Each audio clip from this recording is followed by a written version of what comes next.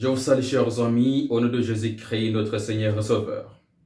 Aujourd'hui, nous sommes privilégiés de vous présenter ensemble un sujet intitulé « Pourquoi Jésus n'est pas encore revenu ?» Avant d'entamer dans la parole de Dieu, humilions-nous pour la prière. Notre Père qui es aux cieux, que ton nom soit sanctifié.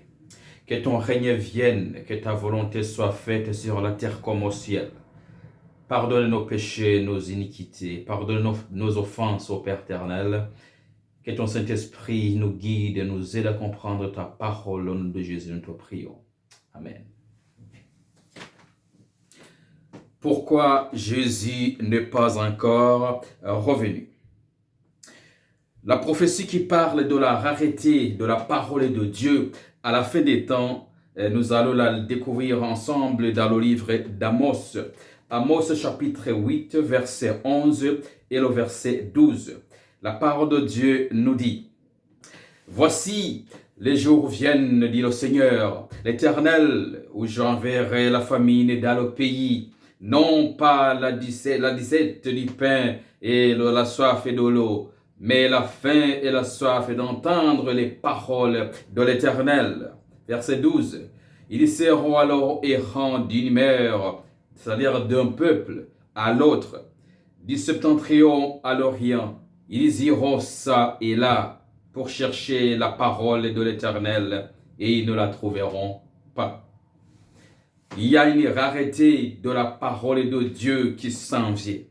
Les gens se tournent de plus en plus aujourd'hui vers les prédicateurs sur Internet et ils pensent qu'ils sont nourris alors qu'ils ne font que tomber dans l'émotion tout simplement.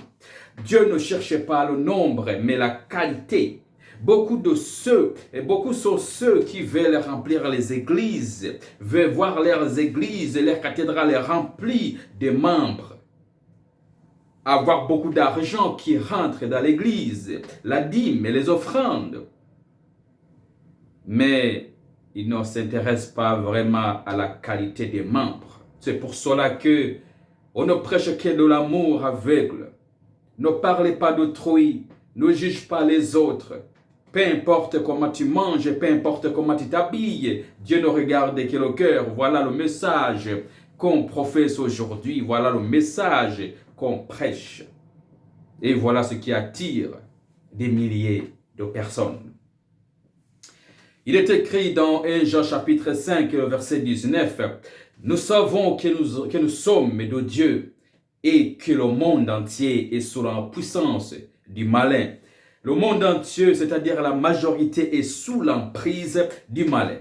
Il est écrit également dans Luc chapitre 17, le verset 26 jusqu'au verset 30, il est écrit: « Ce qui arriva du temps de Noé arrivera de même au jour du Fils de l'homme. Les hommes mangeaient, buvaient, se mariaient et mariaient leurs enfants, jusqu'au jour où Noé entra dans l'arche. Le déluge vint et les fit tous périr. Ce qui arriva du temps de Lot arrivera pareillement. Les hommes mangeaient, buvaient, achetaient, vendaient, plantaient, bâtissaient. Mais le jour où Lot sortit de Sodome, une pluie de feu et de soufre tomba du ciel et les fit tous périr. Il en sera de même le jour où le Fils de l'homme paraîtra. En ce jour-là, que celui qui sera sur le toit et qui aura ses effets dans la maison, ne descendez pas pour les prendre. Et que celui qui sera dans les champs ne retourne pas non plus en arrière. Souvenez-vous de la femme de Lot. Souvenons-nous, chers amis, de la femme de Lot. Luc 17, 26 jusqu'au verset 30. Une minorité sera sauvée, que ce soit lors du temps de Noé ou de Lot. Une minorité a été sauvée. Posons-nous la question un instant. Quelle était la mission de Jésus-Christ sur terre? Jésus est venu sauver. C'est la réponse que vous me donnez rien. Il est écrit dans Jean chapitre 17, verset 1 jusqu'au verset 4. Après avoir ainsi parlé, Jésus leva les yeux au ciel et dit, Père, l'heure est venue, glorifie ton Fils, afin que ton Fils te glorifie, selon que tu lui as donné le pouvoir sur toute chair, afin qu'il accorde la vie éternelle à tous ceux que tu lui as donnés. Or, la vie éternelle, ceux qui te connaissent, et toi, le seul et vrai Dieu, et celui que tu as envoyé, Jésus-Christ. Je t'ai glorifié sur terre. J'ai achevé l'œuvre que tu m'as donnée à faire. Voici les paroles de Jésus. La mission de Jésus était de glorifier son Père. Celle-ci doit être la mission des disciples de Jésus. Il est écrit, comme tu m'as envoyé dans le monde, je les ai aussi envoyés dans le monde. Jean chapitre 17, le verset 18. Il est écrit également, Jésus leur dit de nouveau, la paix soit avec vous, comme le Père m'a envoyé, moi aussi je vous envoie. Jean chapitre 20, le verset 21. Si nous voulons comprendre notre mission, chers amis, nous devons également comprendre la mission de Jésus. La mission de Jésus n'était pas de baptiser le monde entier. Autrement dit, si tout le monde devient adventiste du septième jour, la majorité de ceux-ci sera perdue. Si nous pensons que notre mission est de remplir le bâtiment des membres, nous n'avons pas compris quelle est notre mission. C'est pourquoi beaucoup de nos enfants sont dans l'église. Beaucoup de jeunes sont dans l'église. Mais ils sont perdus car nous les gardons dans l'église et non pas en Jésus-Christ. En 2015, le nombre des musulmans dans le monde était estimé à 1,8 milliard, soit 24% de la population mondiale. L'islam a un taux de croissance plus que les adventistes du septième jour, car nous ne sommes qu'autour de 21 millions de membres. Notre mission, chers amis, est de glorifier Jésus-Christ. La vérité n'est pas du côté de la majorité, c'est un principe biblique. Jésus glorifia son Père. Que veut dire le mot glorifier? Jésus est venu glorifier son Père. Que signifie glorifier? Laissons la Bible s'expliquer elle-même. Il est écrit dans Exode chapitre 33, le verset 18. Moïse dit, « Fais-moi voir ta gloire. » Ici, Moïse demande à Dieu de lui montrer sa gloire. Lisons la réponse de Dieu dans Exode chapitre 34, le verset 6 jusqu'au verset 4, jusqu'au verset 7.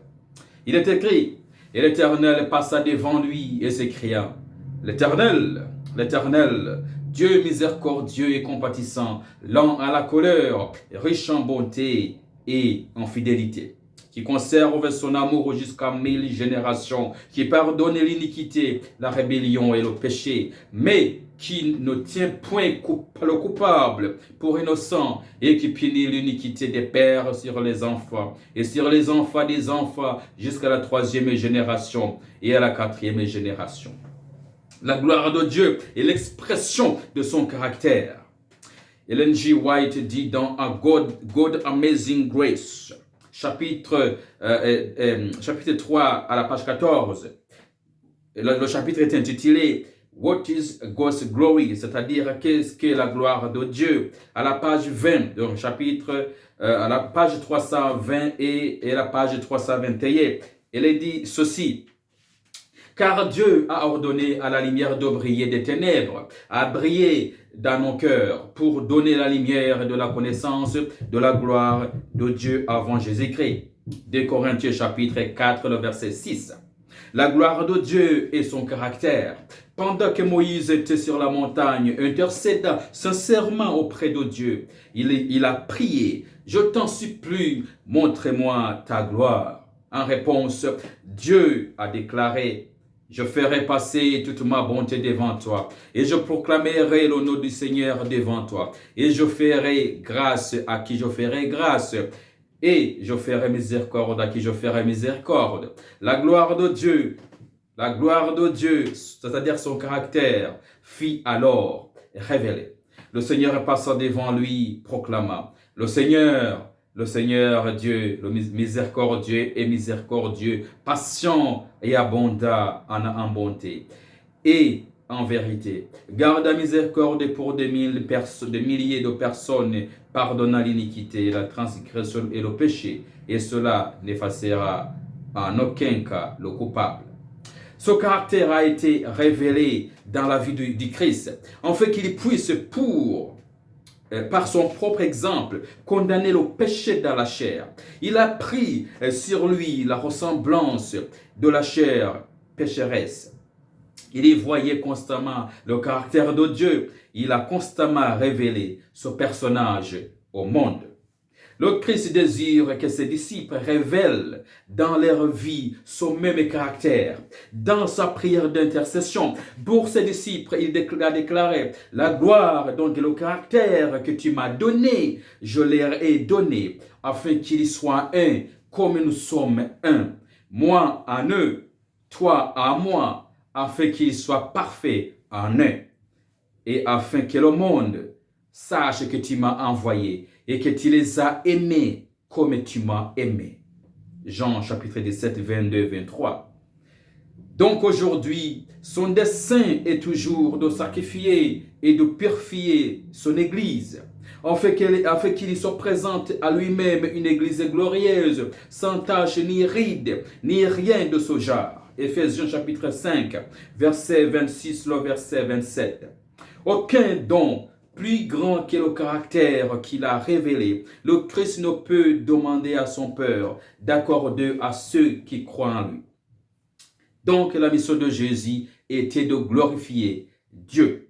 Et notre mission à nous est de glorifier Dieu. Nous avons un message de Dieu, mais nous n'avons pas l'amour de Dieu. Telles sont les paroles d'Ellen G. White.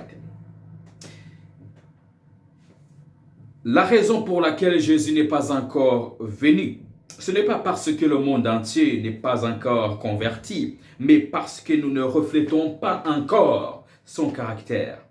Nous professons sa parole, mais pas son amour. Notre message n'a pas de puissance parce que nous n'avons pas l'amour du Christ. Apprenons-nous aux gens à être végétaliens et pourquoi cela est bon pour eux. Ou nous leur disons tout simplement, soyez végétaliens pour aller au ciel. Si vous n'êtes pas végétalien, vous n'irez pas au ciel. Notre message manque d'amour. Notre message n'a aucun pouvoir parce que nous n'avons pas cet amour. Dans Matthieu chapitre 23, verset 13, Jésus dit, « Malheur à vous, scribes et pharisiens hypocrites, parce que vous fermez aux hommes le royaume des cieux. Vous n'y entrez pas vous-même et vous n'y laissez pas entrer ceux qui veulent entrer. » Romains chapitre 2, verset 24, il est écrit, « Car le nom de Dieu est à cause de vous blasphémé parmi les païens, comme cela est écrit. » Est-ce que le nom de Dieu est blasphémé à cause de ton mode de vie, mon cher ami? Concernant la fin du monde, Jésus déclare dans Matthieu chapitre 24, le verset 14, « Cette bonne nouvelle du royaume sera prêchée dans le monde entier pour servir de témoignage à toutes les nations. Alors viendra la fin. » Alors, Jésus a-t-il retardé son retour? Une question qu'on se pose. De nombreux adventistes du 7e jour croient que Jésus a retardé sa venue et se référant à une déclaration d'Ellen G. White faite en 1883. Elle a dit que si tous les adventistes avaient tenu fermement leur foi après la déception de 1844 et s'initiaient pour proclamer le message du troisième ange, le Seigneur aurait, voici ce qu'il dit, et travailler puissamment avec les efforts. L'œuvre aurait été achevée et Christ serait venu avant cela pour recevoir son peuple à sa récompense. Maranatha, page 61, paragraphe 4. Le temps de Jésus est-il fixé? Alors qu'Ellen G. White écrivait souvent sur le retard, elle est mentionnée encore plus fréquemment la certitude et la proximité, c'est-à-dire l'ère très proche de la venue de Jésus-Christ. En 1888, elle a indiqué que même s'il semble que Jésus tardait, il ne l'était pas vraiment. Elle a dit, nous ne sommes pas impatients. Si la vision tarde, attendez-la, car elle viendra sûrement.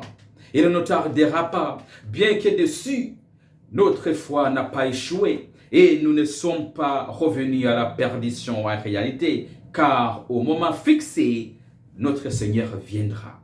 Une lettre numéro 38 écrite en 1888.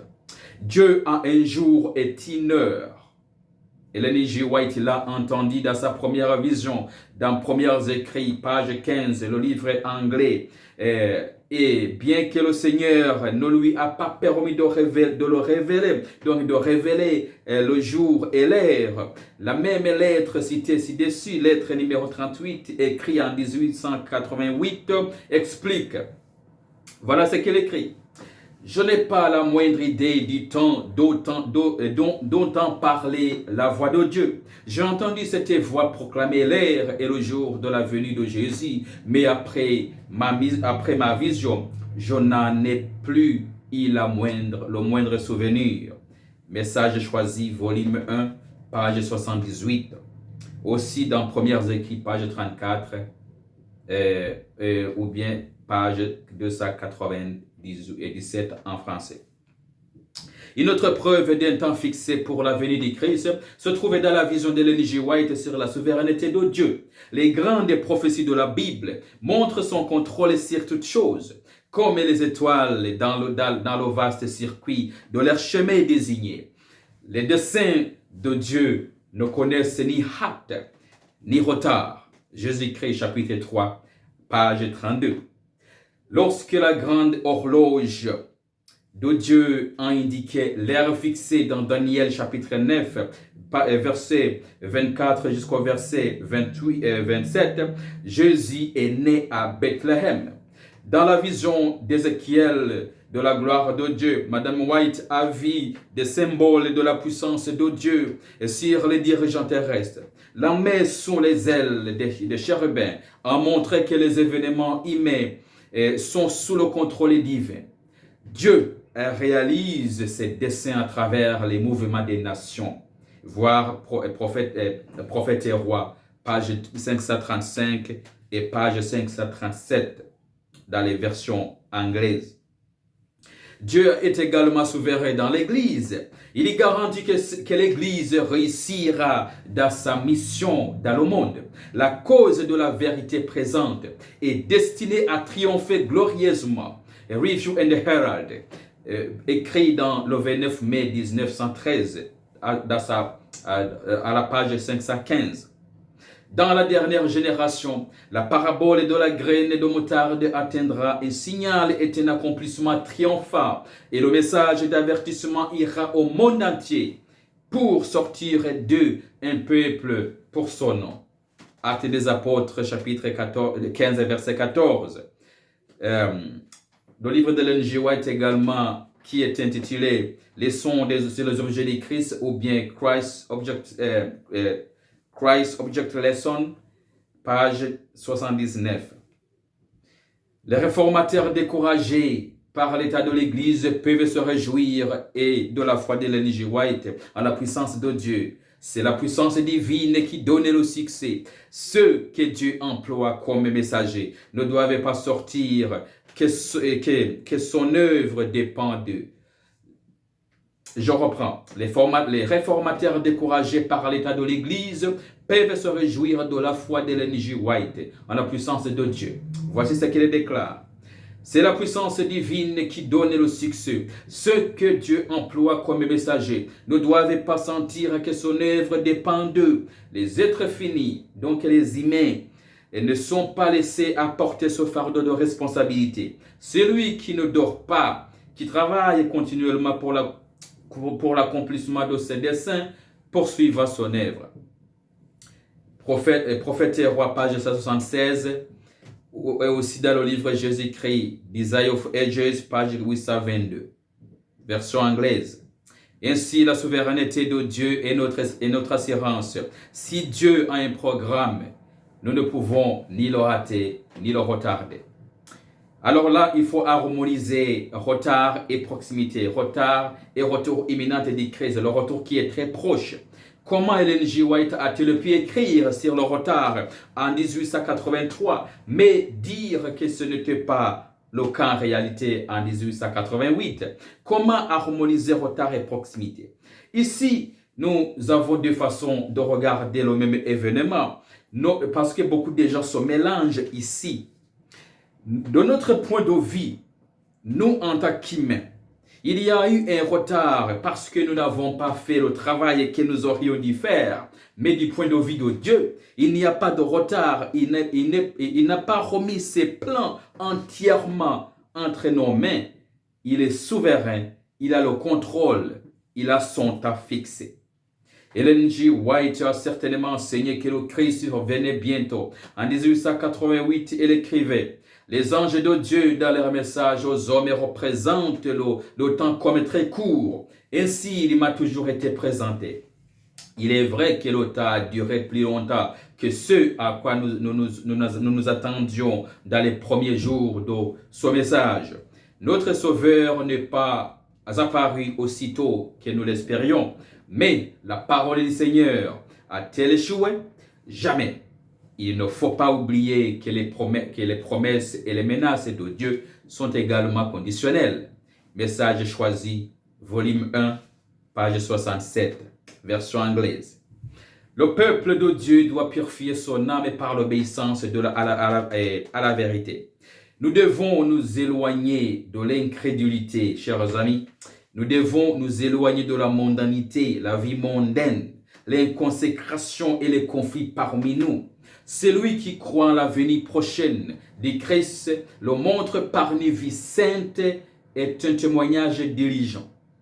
Celui qui croit que sa venue est retardée le montre par ses péchés. C'est le méchant. Souvenez-vous de la parabole du Christ du serviteur fidèle. C'est le méchant serviteur qui dit à son cœur que le maître est retardé.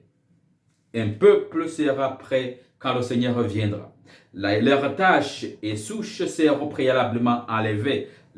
L'orgueil, la passion, la paresse, l'envie, les suppositions maléfiques et les propos malfaisants. Témoignage de l'Église, volume 5, page 214 jusqu'au 216. Et Review and Herald écrit le 6 octobre, ou bien Paris le 6 octobre 1896 à la page 629.